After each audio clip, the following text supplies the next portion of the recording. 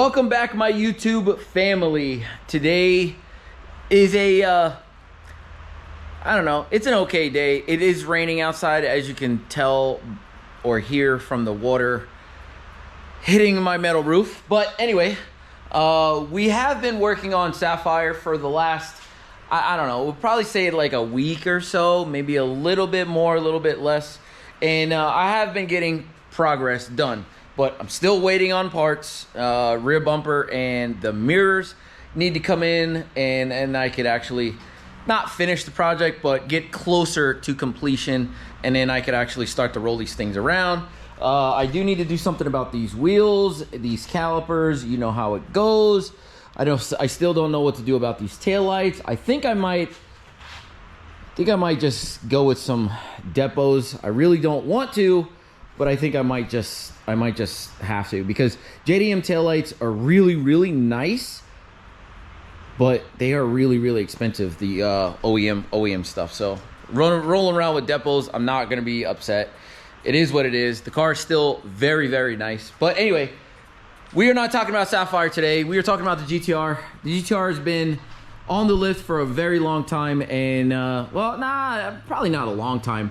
I switched turbos out, went to the show I went to, and then it's really just been sitting because I've been working on Sapphire here. But today I'm gonna do a little bit of stuff here, some stuff I got on the bench here. I do have a brand new PRP Hicas Delete kit that I got from one of my subscribers. So shout out to Danny. I think his name is 973 Squad on Instagram, I think. But shout out to him. He actually bought one of these, and I don't know if you guys know, but PRP is in Australia. They don't really make anything stateside. They have distributors stateside, but they don't have anything to return. So what happened with this specific one is that Danny bought this, and he has an R32, and this doesn't fit an R32. It fits an R33. So he got the wrong one, and instead of sending it back, I got a good deal on this, and he obviously never used it because it doesn't fit his car. But we're going to be installing that today. We're going to be putting the front drive shaft back on, and this is the front support bar, which we won't be putting on, but I'm going to keep it out. Well, maybe I might put it on. It's literally just 4 bolts. 2 bolts here, 2 bolts here, and 2 bolts over here. But the problem is that I'm gonna have to take it off anyway, because when I actually get those new turbos, I'm gonna be removing all of this stuff anyway. So do you like my little dude? Like, when I tell you freaking Jersey and they're oh my god, Jersey and their roads, they're freaking terrible, man. I hit the only bump going on the way to Sin Garage, and that's what happened. I didn't think my car was super duper low, but apparently it's definitely low enough. But I definitely want to make this a short video, maybe 10 minutes or so, maybe even less, hopefully. But I want to get this and possibly this all on today. And yeah, so we're just gonna get it started. 4 bolts and slip this bad boy back in. We have to take the slave off of the transmission, and we can get this bad boy in, and no problem. So let's get that done. Let's get this bar back on, because it's not going to stay there for very long, and let's move on to the PRP kit afterwards. So let's go.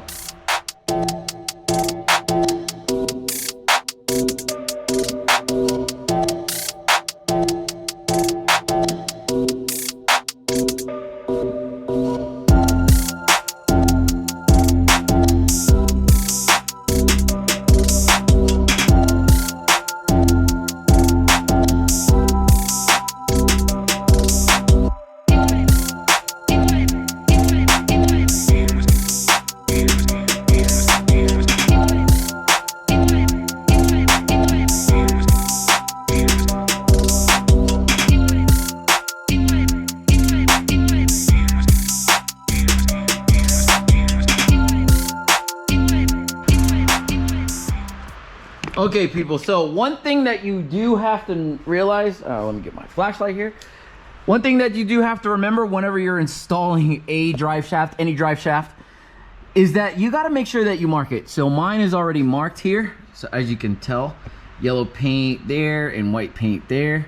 So I made sure that I marked this thing several times before I took it out. And then when they took it out at Sin Garage, you know, they have no idea. So, you know, I made sure that I marked my stuff way ahead of time. So moving on to the back here, and you can hear the rain kind of going there. But moving on to the back, it is a little bit more difficult of a story. So there is quite a bit of sensors here. So there's 1 sensor, 2 sensor, 3 sensor, and looks like a ground here and another ground up there. So there's quite a bit of stuff going on here. So what I'm gonna do is I'm gonna start by, well, I'm gonna lower the car just a little bit. I'm gonna take this cotter pin out, take this, you know, this bolt off here, this cotter pin out, take this bolt off here, and start to remove these sensors here. Just unplug them for right now, and then we'll go from there. I think these might be like 18s, 17s or 18s. So there's 2 of them, one here and one up here. So let's just get to that now. I'm gonna move the light, and we'll get a better angle on this thing. So let's.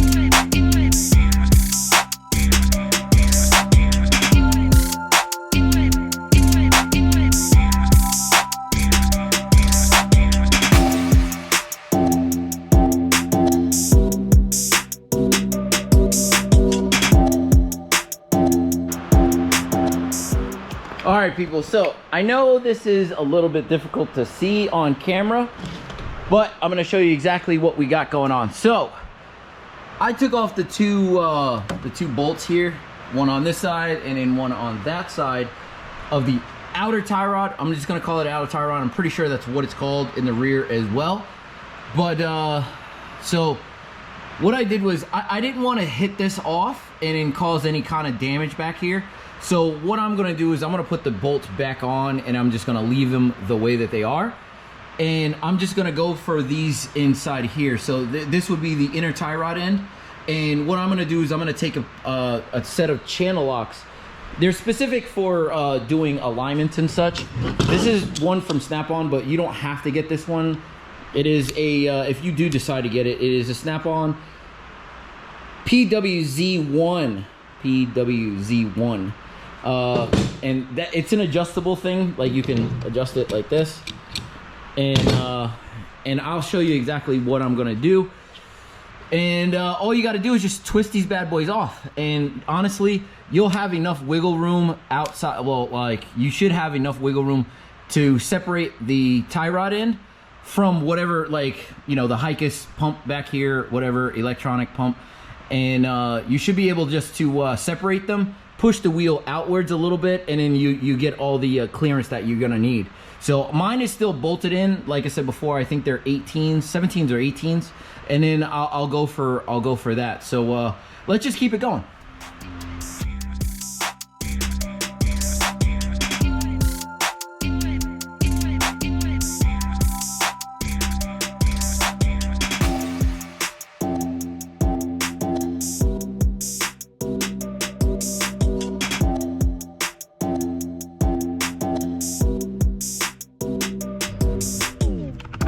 All right, people, before I lose my mind over here, so it was a little bit more difficult than I thought. There's a lot of, what do you want to say? There's a lot of threads on here, a lot more than I had originally thought. I thought there was only going to be like maybe half of this, and then you could just like push the wheel out and do everything that you need to do, but there isn't. So I had to go back to the original method here. So I pretty much threw a not the original screw or bolt that goes here, but I threw a different bolt on here. This one, the same thread pitch and everything like that. And I just smacked it a couple times. Well, you can't even really see it. There you go. So I put this bolt here and smacked it a couple times, and it came right off. So I thought that it was gonna be a lot worse. But what I'm gonna do is I'm gonna continue this. I'm gonna smack this off real quick, and I'm gonna get these two bolts out, and I'm gonna just take this whole thing out because I can't really get to this side of the to the toe, you know, toe adjustment, toe arm, or whatever you want to call it. I can't get to that tie rod with this thing still in, just because the exhaust is in the way. I don't want to really take the exhaust off too. So I'm gonna set the camera back up and we'll get to work on this.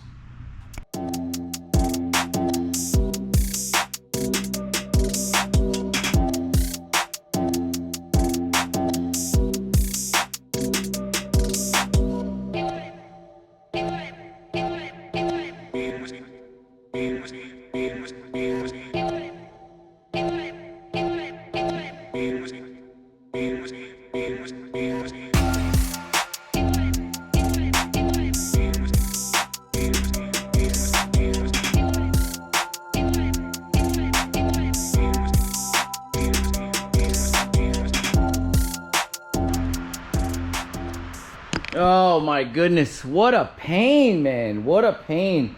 But it is out, and it looks like a steering rack, to be honest with you. It looks regular as all hell, to be honest with you. But don't exactly know what I'm gonna do about all these sensors. So I don't know what I'm gonna do about the light. I'm gonna try to see, because I have no idea, to be honest with you, how to turn the light off. And that's one thing that I'm really fearing. One thing that I was thinking about doing is just taking at least two sensors off, these two, this one here and this one here, and wrapping them together, and so that the light wouldn't come on. But I don't know about this motor here. I don't know if this motor, I don't know what I'm gonna do about that. So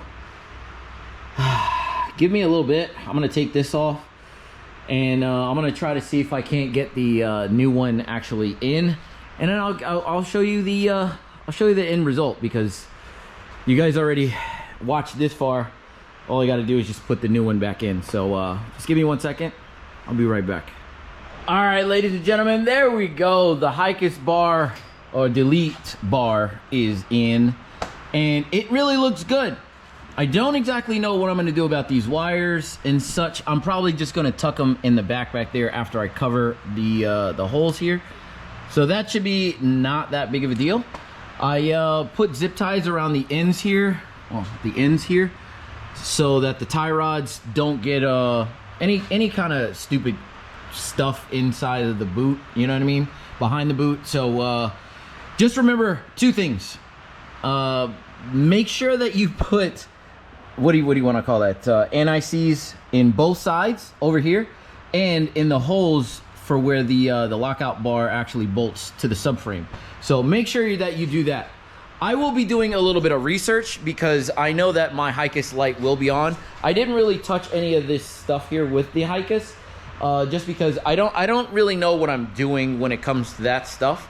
So I'm gonna do a little bit more research. Maybe, just maybe, I can do something in the Haltech and maybe just turn the light off, or disable that ECU for the Hicas altogether.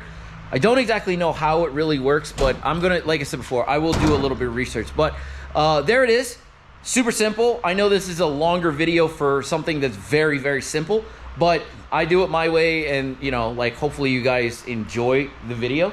But if you did enjoy the video, make sure you hit that like button. Maybe throw me a subscribe, that'd be awesome. And maybe I can get some more content going. What I do have up next is one of my buddies is bringing his car by. He blew a head gasket in Subaru. So the next several videos after this will be all of those videos about changing a head gasket. I think it's a Outback, Subaru Outback or something like that. So nothing turbo, nothing crazy, but it's just interesting because I posted in the Subaru Facebook page, and everybody's very interested in it. Everybody wants to know exactly how to do it, just because instead of paying in a shop, like, you might as well learn on your own if you have the ability to do so. So, like, you already know what my setup is. I have a lift. I have all my tools back here. So I have the space to do all of this. So in the next, I don't know, in the next video here, I'll probably start working on that. He hasn't gotten it to me yet, but I will have to move the GTR out. So I'm gonna have to figure out what I'm gonna do about those wires before I do anything. And then the GTR will go right back in the corner over here. Sapphire will move over. And every time we need to work on that, either I'll just pull it out or something, or do something. Ivy, as you can tell, is not underneath the GTR. I pulled Ivy into the garage back there, so I don't think I'm gonna be driving it, but I don't wanna keep it out in the elements, so that's what the STI is there for. So, shame on me, but it is what it is. The STI is a daily. So, anyway, but like I said before, if you like this content, like, comment, subscribe. I will see you guys on the next one. Deuces.